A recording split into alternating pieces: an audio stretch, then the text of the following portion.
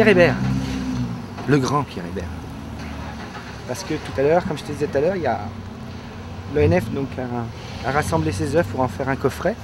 Parce qu'il a travaillé jusqu'à il y a, je me rappelle plus, 7-8 ans.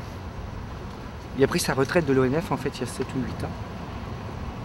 Depuis, en fait, il est plus actif d'ailleurs que jamais, mais l'ONF donc a rassemblé ses œuvres, a édité un très beau coffret d'ailleurs. Parce que ils ont réussi cette chose où finalement le coffret est aussi comme un livre, je veux dire en termes de présentation. Donc en soi c'est un bel objet. Moi en plus je fais partie des gens qui considèrent son œuvre est extrêmement importante. Donc à 17 h il y a le lancement de ce coffret, donc l'ONF se pavane, et puis après... C'est toi qui présentes ça? Ouais, je vais présenter ça. Ouais.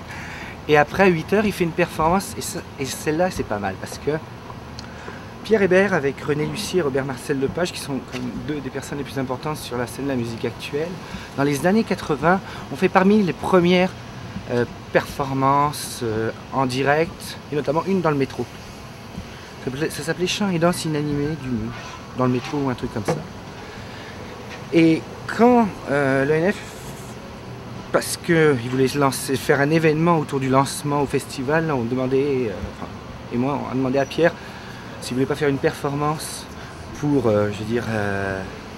pour accompagner le lancement. Il a pensé à ramener cette première performance historique, donc il allait filmer de nouvelles images avec un cellulaire dans le métro.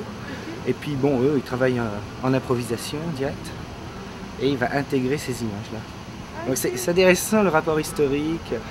C'est une belle idée parce que dans la mesure où c'est un lancement donc d'une œuvre passée, il a ramené du passé une performance. Intéressant.